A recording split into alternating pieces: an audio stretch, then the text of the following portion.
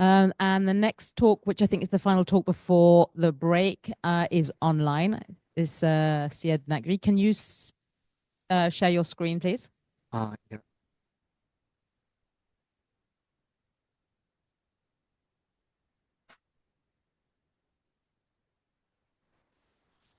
Can you see the?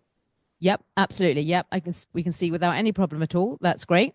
So yeah, so Syed, sorry if I've massacred your name. It's fine. Is going to talk about spin-induced moments, tests for inspiring compact binaries on eccentric orbits. Okay. Hi. So I'll just start my timer. So hi everyone. I am Syed Naqvi. I am a postdoctoral fellow at IIT Madras in India. I'm working in the gravitational group of Chandrakant Mishra. And basically, what I will be talking is kind of a cartoon which you see in front of your screen right now. So we notice two things. That first, that there are these objects which are obviously moving around each other. But first thing we notice is that they are moving in an eccentric orbit. And the second thing, which I have kind of exaggerated here, if you see at that blue blob, you see that it is kind of wiggling, right? So there is something which is called the spin-induced moments, which is happening due to the spin of the individual object. And the main idea would be to study these spin-induced moments in eccentric orbits and try to pitch them as tests for in-spiral compact objects, because different kind of compact objects will have different imprints in the gravitational wave signature, which we observe in the detector. So this is the kind of the content of my talk. So we know that eccentric gravitational waves are going to become important, because if we do not include them in our data analysis studies or in theoretical templates, then these can bias our study. Then I will try to talk about the spin-induced quadrupole moment, which I will denote by SIQM. And then, as we know, that gravitational wave templates are obviously very important, because you are using millions, or let's say more and more templates, in order to find that very fine needle in the very noisy data. So there I will only speak about the post-Newtonian waveform, where I will try to show and not scare you guys that how this SIQM, which is depends on this kappa parameter and eccentricity, comes into the picture. And finally, I will just try to show some preliminary parameter estimation studies, which is done with the help of Fisher matrix. And the main idea would be to just take a 3.5 post-Newtonian spinning circular waveform, which has these kappa terms, and do only two things. One, you add 3pn non-spinning eccentric terms. So you are only adding parity. The other thing is you add 3pn eccentric but spinning terms. So that will have kappa, and see how the errors in kappa, do they improve or not. That's the idea.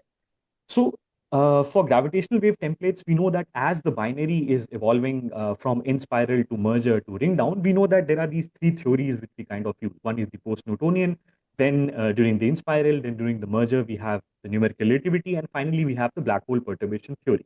I will only focus on post-Newtonian theory, and main idea would be to look into this guy, the psi, that would be kind of the protagonist of this talk, and how eccentricity and SIQM enters over here.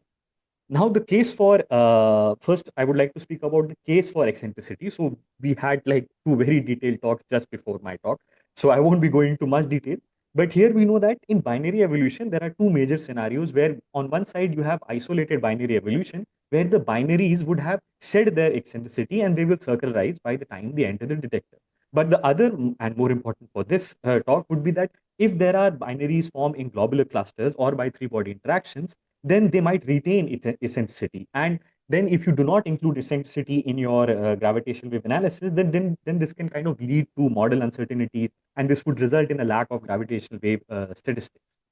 Now, the case for spin-induced quadrupole moment is very simple. So if you look at the cartoon on top, so there is a sphere which is kind of rotating. We know that if when the Earth is rotating, it is kind of bulged, right? So due to the spinning of the object, there is a deformation caused in the spinning object. So what happens is that the spinning motion of a companion, this creates a distortion in its mass distribution, and which creates a distortion in the gravitational field outside a star or any compact object, which is measured by the quadrupole moment. So this quadrupole moment, or more specifically here, spin-induced quadrupole moment, is dependent on this SIQM parameter kappa, the spin chi a, and the mass ma. And this was studied by Poisson and Kidder earlier. But more importantly, what happens is that the value of the spin-induced moment is actually is uniquely defined according to general relativity as one for black holes, and is of a different value for neutron stars, black holes, neutron stars, boson stars, or so on and so forth. So the main idea is that if you have two spinning objects which are moving around each other, emitting quadrupole radiation, but if there is deformations produced due to the spin, then the gravitational wave signature is essentially different. And the main idea of studying this SIQM, and which people have done, is to promote it as a no-hair theorem test. Because if I have, let's say, two gravitational wave objects which are moving around, and if there are black holes or if there are neutron stars, because this value of kappa will be different, so one can use then try to answer this question that is this object truly a Kerr black hole? Or if I have neutron stars and boson stars, depending on the equation of state, the kappa is different. So this can also be used as an astrophysical identity test. And moreover, you can also use this SIQM, spin-induced quadrupole moment test, as deviations from the general relativity predictions, like if you have some non-GR theory. And this is the post-Newtonian waveform, which I hope you do not get scared of. So this is the frequency domain waveform, and we will only focus on the phase. So no amplitude corrections, only the phase. So you see that the phase is quite big, but at each post-Newtonian order, there is some effect coming. So at 1.5 pn, the beta, you have the spin-orbit coupling. Then at 2 pn, you have the spin-spin coupling, which is coming into the picture. But more importantly, alongside with this, there is the spin-induced quadrupole moment, which I showed behind. So this sigma QM depends on that kappa. And this kappa, the spin-induced parameter, this appears at 2 pn, 3 pn, and 3.5 pn post-Newtonian order. So that order depends on the coefficients of V over here. And the spin-induced quadrupole moment, this has been studied for quasi-circular binary. And when people were when other people were trying to study it, they were trying to probe these questions that, let's say, if I have a very massive neutron stars, and if I want to compare it with a very lightest black hole, and if I have a merger of such a signal, how will I kind of get an estimate on what am I detecting? Then this SIQM can also be used to differentiate between existence of black hole mimickers, because you see that for boson stars, the kappa parameter is between 10 to 100. Then similarly for Grava stars, so on and so forth. Then the earlier studies, which do the baseline which I would follow, is from Krishnendu et al. 2017 and 2019, where they first did some semi-analytical Fisher matrix analysis, where they considered a waveform which was 2 pn corrections in amplitude and 4 pn in phase. Then obviously the main or a more deeper study was done by Divijoti et al. when they did proper Bayesian parameter estimation, and they included spin precision and higher order terms. And our job is to kind of study this spin-induced quadrupole moment, but for eccentric binaries. And now I will try to show you the same post-Newtonian waveform which was developed in our group. So this is an in-spiral only waveform. So Omkar et al., who are in our group over here at IIT Madras, what they have done is they have the spinning circular part, which has been developed till 4 pn. And what they did was they took the Moore et al., which developed eccentric phasing till 3 pn, and they added the aligned spin effects to small eccentricity. So you have circular waveform on the left, and then on this black and yellow, you see that there are these eccentric terms added. But more importantly, one has to be careful that this kappa parameter, the spin-induced quadrupole moment, enters into the circular part of your waveform and in the eccentricity as well. This is what was developed in the group way. And the main idea of this work is to look at these kappa or SIQM kind of errors for the third generation detectors, which have like kind of more sensitivity, so Einstein telescope and Cosmic Explorer, and compare them with the advanced LIGO case. And the main idea or the plots which I will show will deal with this kappa S. So this is a symmetric combination, which for black holes is 1, and for and like the symmetric parameter is 1 and the antisymmetric parameter is 0. And this is which I will try to show. So like for a very basic parameter estimation study, what we have done is we are trying to do the Fisher matrix analysis. And here this is mainly dependent on your 3 ingredients. One is the noise weighted inner product, where you have information about the template you are using and also of the detector. This SNF is the PSD of the detector. Then what you are trying to do is, when you get the inverse of the Fisher matrix, you are trying to get errors on each parameter, which is given by the square root of the diagonal entries of the covariance matrix. And more importantly, what you are trying to explore is the parameter space. So you will have this TC, phi C, M chirp, so on and so forth. So till now, the studies have been done till circular case, where you have 1, 2, 3, 4, 5, 6, 7 parameters. And now we are trying to include eccentricity. So this is the baseline configuration plots, which I will be showing in the upcoming slide. So what I have done in the upcoming plots is that I have considered 3.5 pn spinning circular terms. So there is kappa over there. I will only show plots for 1.2 mass ratio. The distance is fixed at 400 megaparsecs. And this study is preliminary right now. So it only has analytical, the Einstein telescope PhD. And what we do, we simply add eccentric terms. So the Moore et al., which has only eccentric information. This is the one set of plots. The second set of plots, which would be the main results, is now you take the Omkar et al. Waveform, which has eccentricity plus kappa updated terms over there. So this would be the idea, to look at the errors on the spin-induced quadrupole moment kappa s, this is the symmetric part, with respect to increasing total mass.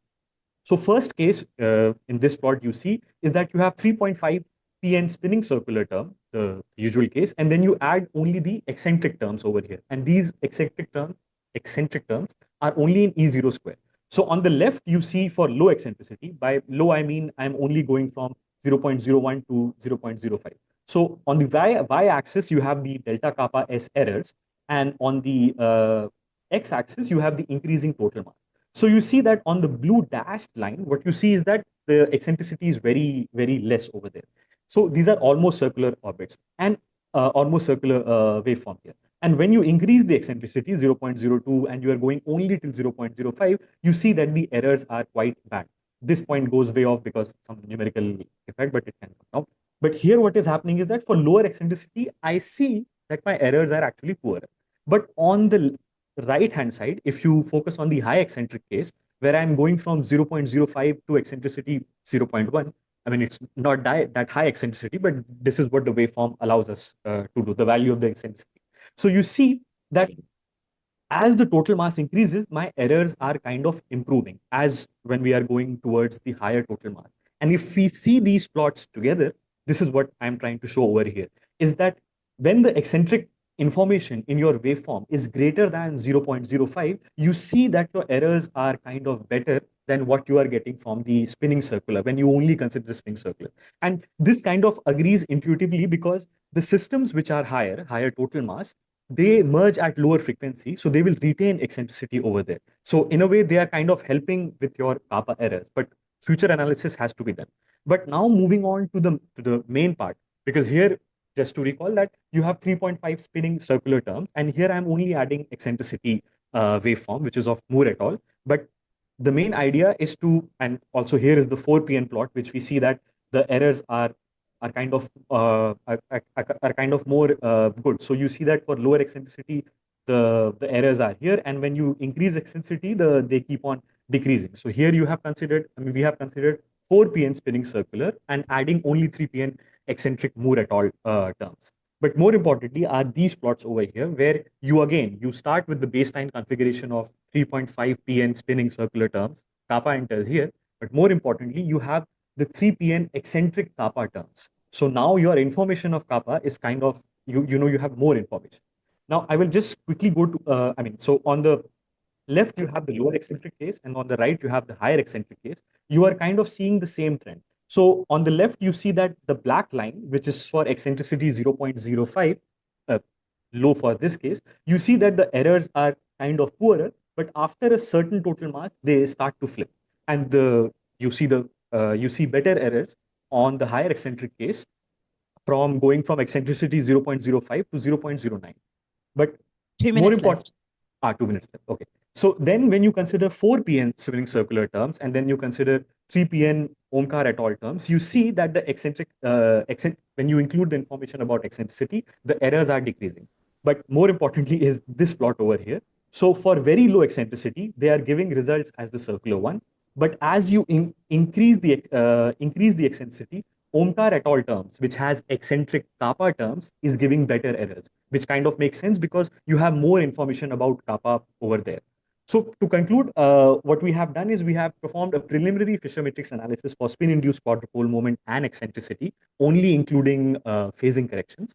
And obviously the idea would be to include amplitude corrections, but that won't change much. Right now, what I have showed you are the results for only mass ratio 1.2. You have to also go to 3, 5, so on and so forth. And what I tried to show was that if you add only eccentric terms till E0 square, and you add eccentricity kappa terms to E0 square, how the errors look like. And we see that they are actually decreasing. And here, the one thing one has to keep in mind that you need to be careful with the treatment of the parameter degeneracies, and one has to understand correlation better. And then the future work is to understand if I include E04 corrections, which are available in the literature, how will those look? And more importantly, to do is because Fisher matrix analysis depends on you have high SNR and your noise is Gaussian in the data, but that is not what it is. So we need to do full Bayesian analysis for this. And on the left, I have just kept this preliminary cartoon over here because there are these three effects which makes Fisher matrix interesting. Because see, you went from 7x7 dimensional Fisher matrix to an 8x8 dimensional Fisher matrix. So there is this role of higher dimensionality. It can introduce or reduce your degenerate. The other thing is that there is eccentric kappa cross term, which are giving you more information, but you have to be more sure of whether what you are seeing is actually true by understanding the correlations better. And then also that there is this higher masses. So at higher masses, they merge at lower frequency, which are retaining the eccentricity. So that's why the errors are improving. But we all have to keep in mind that because there are order of million templates, so you have to find the correct needle or the correct template. So this is one step in finding that correct needle, first of all, and then doing Fisher matrix and in future Bayesian analysis and see whether this needle is useful or not for spin-induced quadrupole moment and in the sense of eccentric orbit. So I will stop.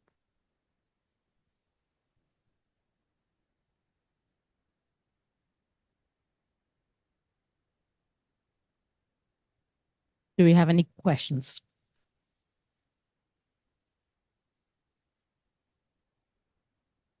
I think obvious. I've actually got a couple of questions. If you could go back to those plots where you were showing the different eccentricity, just go back one more, I think. No, even one more than that. Sorry, there wasn't any numbers on the slides. I didn't notice the number. Sorry. Yeah. So you've got on the plot on the left, you've got 0.05 as the highest eccentricity, and then on the right, you got the 0.05, but then you go down, you go up to higher eccentricities. Why does the shape of the plot change so much between 0.05 and like 0.06? So this is what like we have to study more. So the idea would be to now study this correlation matrix and understand the correlation between the spin-induced error kappa and eccentricity. Because I mean, this flip is more clear actually over. I mean, we can take here also. So Yeah. I mean, we have to kind of understand why this correlation is causing that, why this flip is happening. So maybe there is some new physics over here, or I still need to figure this out more by looking at the correlation coefficient between kappa, this guy, and eccentricity, and see with increasing eccentricity whether the correlation is increasing, decreasing, and why it is only happening for 3.5 spinning case, which does not happen for 4 PN spinning. At the moment, I'm not seeing other questions. I've got a second question actually, because you were talking about you could be able to distinguish between the black holes and the boson stars. I was wondering if you could elaborate a little bit more on that. Are you able to do that today, or would we need something extra? So we would need, I mean, the main, right now, what the analysis I showed is a very preliminary because Fisher matrix analysis is not that robust. Once I code this updated waveform in something which is called the Lal suit, which LIGO Virgo people use, then when I run parameter estimation studies with that particular updated waveform for, let's say, real events and so on and so forth, and then if I look into the kappa posteriors, then only I can constrain. So what will happen is that, let's say if I have 5 gravitational events, and if my delta kappa is only peaking at 1, then I know that these are black holes. But if it is peaking at a value which is different than 1, let's say for boson stars, actually the value goes between 10 and 100. So it will be way off than the value of 1. That might be a signature. I mean, I think that might be. Okay. Well, thank you very much. And thank Thierry again, please. Thank you.